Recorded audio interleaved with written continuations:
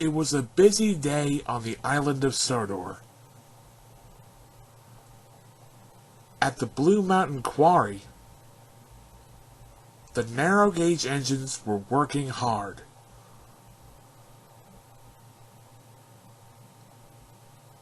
Owen, the incline engine, was waiting for Paxton, the diesel. Paxton was collecting heavy trucks of slate to take to Brendam docks.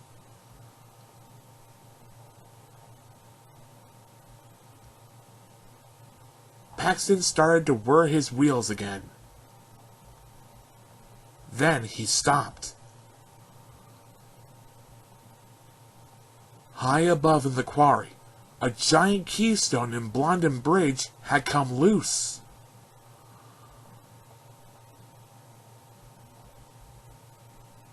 All the engines were suddenly still.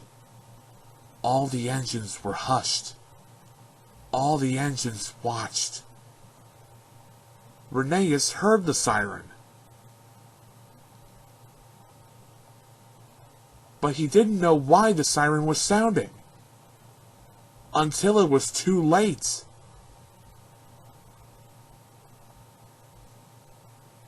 Rheneas tried to stop.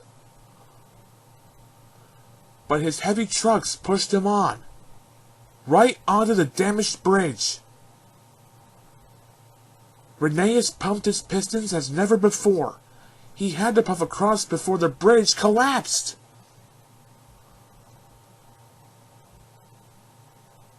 Rheneas was almost knocked off the rails.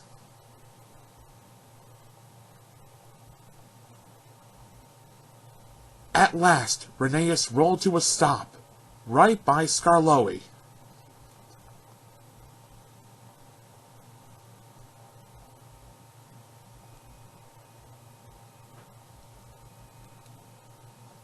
Blue Mountain Mystery.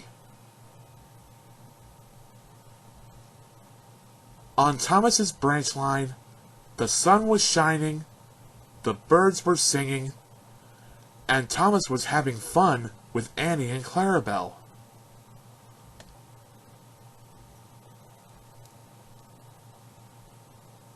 Suddenly, Thomas, Annie, and Clarabelle heard the strangest sound.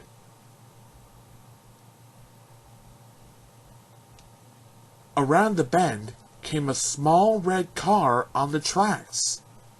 He was carrying Sir Topham Hatt. Thomas was surprised.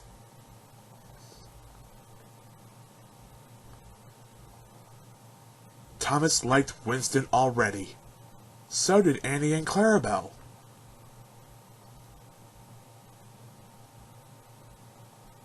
Emily was taking Paxton to the diesel works.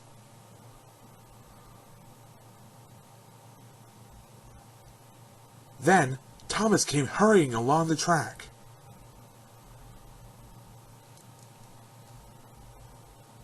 But Thomas was already far away. Thomas was excited that Sir Topham Hatt had given him the job of working with the narrow gauge engines. By the time he reached the Blue Mountain Quarry, he had almost forgotten about Paxton. And then, Thomas saw what had happened to the bridge.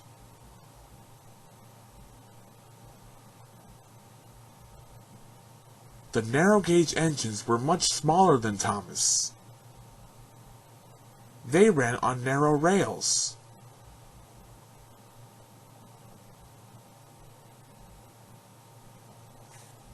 Thomas was pleased with his work at the Blue Mountain Quarry.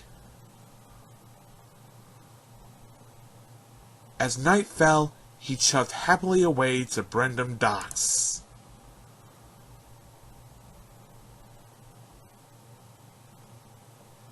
That night, Thomas slept soundly at Tidmouth Sheds, and his little friends slept soundly in the hills. The next morning, Thomas went back to work at the Blue Mountain Quarry. He was shunting trucks. Thomas heard a rattle from inside the tunnel. Suddenly, a small green engine darted out, an engine that Thomas had never seen before. But the engine didn't answer.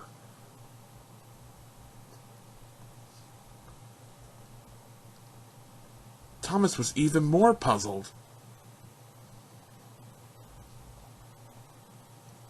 Later, Thomas saw the green engine again. But the engine didn't stop, and the engine didn't talk. Thomas couldn't follow the little green engine along the narrow gauge rails. His wheels were too big.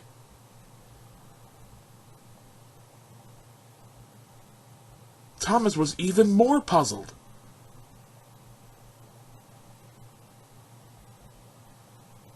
Then, Thomas saw the little green engine again.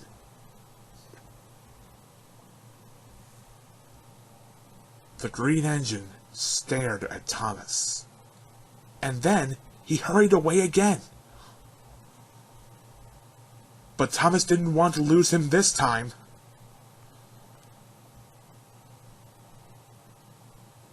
Thomas had lost the green engine. He was upset.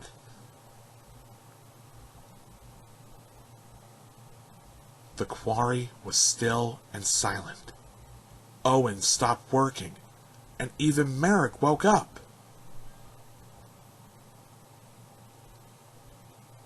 In the tunnel, two eyes blinked and disappeared into the darkness.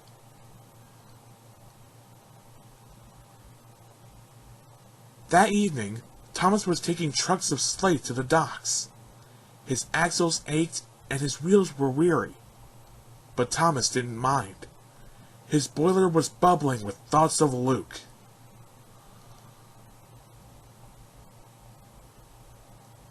Thomas had to find out what Luke had done. He wanted to know the whole story.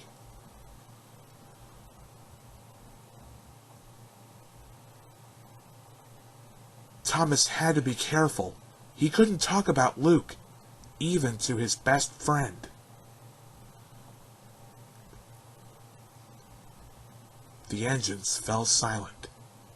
Then as the stars twinkled over Tidmouth sheds, one by one, the engines fell asleep. All except Thomas.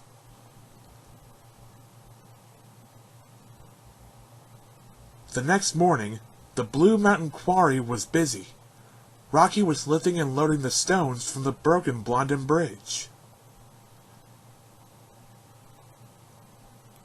Then Thomas arrived. From inside the tunnel, steam swirled, and two eyes watched.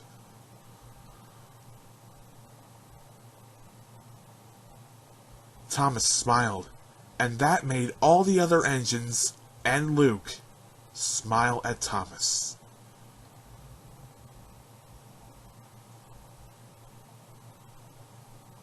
Thomas and his new friend worked well together.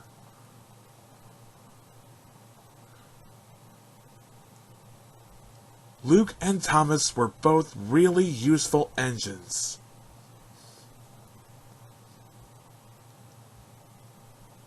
Suddenly, the quarry echoed with the sound of a very strange horn. Luke darted away again. It was Winston.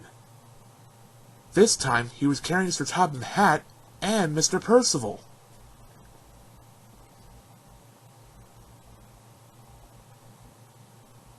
Thomas was sad. He wanted to stay with Luke, but he couldn't now.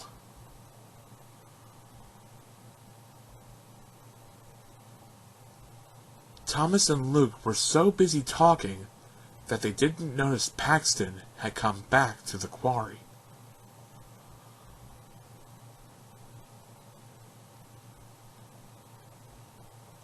But Luke didn't come out, and he didn't say goodbye.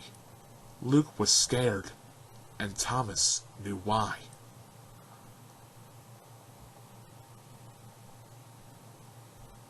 As Thomas chuffed out of the Blue Mountain Quarry, He knew he had to help his new friend Luke.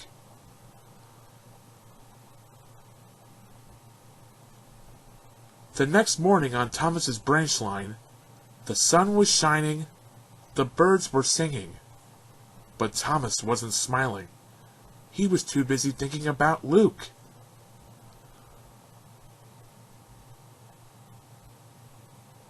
Then Thomas saw Toby.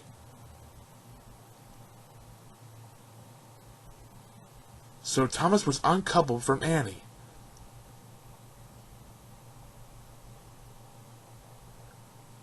But Thomas was already too far away to hear.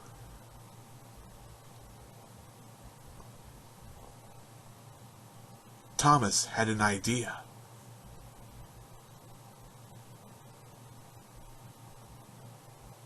So Thomas looked all over Sodor for the yellow engine.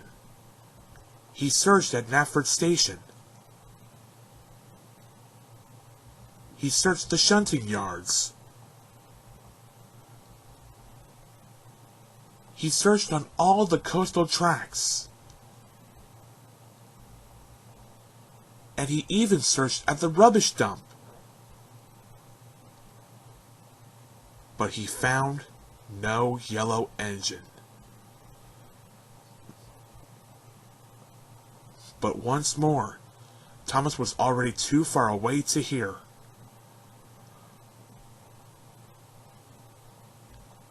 At the entrance to the diesel works, Thomas looked for a yellow engine. There were lots of engine parts, but none of them were yellow. And then, Thomas heard something that made his boiler run cold.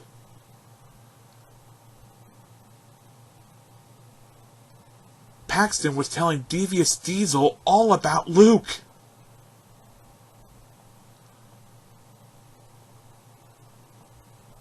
Thomas raced into Brendam Docks, his pistons pumped.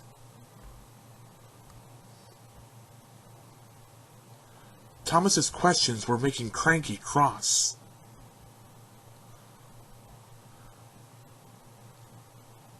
Suddenly, an idea flew into Thomas's funnel.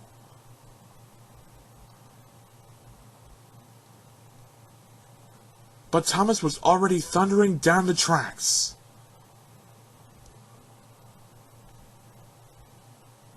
Thomas saw Victor's wide eyes.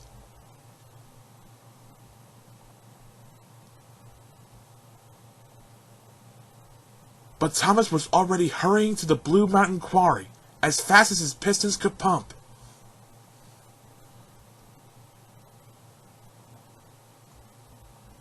Thomas saw Diesel. Diesel was talking to Sir Topham Hatt.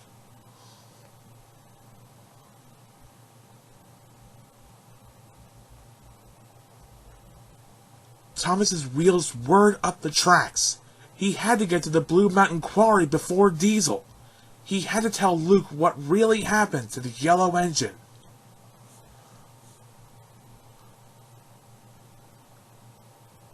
James was surprised.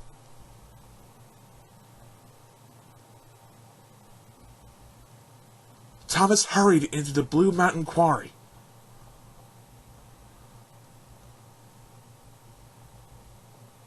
Suddenly, Diesel's horn echoed around the Blue Mountain Quarry.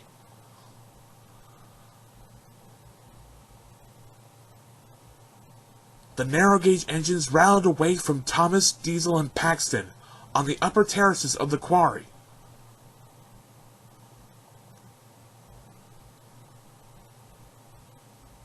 Thomas knew his narrow-gauge friends thought he had let them down. They thought Thomas had let Luke down. That was worst of all. Thomas felt terrible.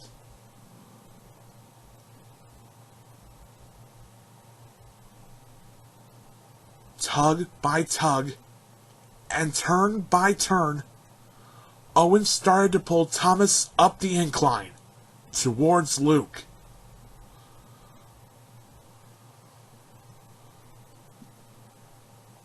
Thomas tried to race off to find Luke, but then there was trouble. His wheels were too big for the narrow gauge tracks.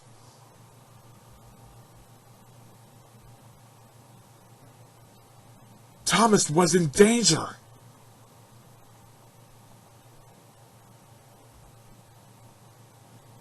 Everyone waited. Everyone watched Luke.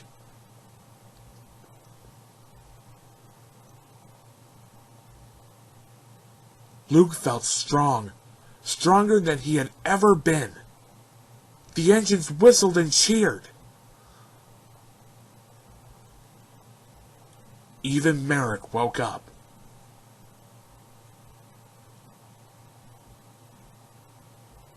Owen was surprised.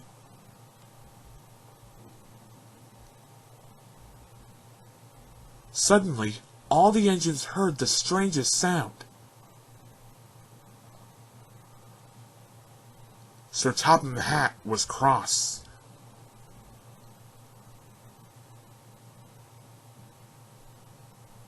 Sir Topham Hatt stared, first at Luke, and then at Thomas.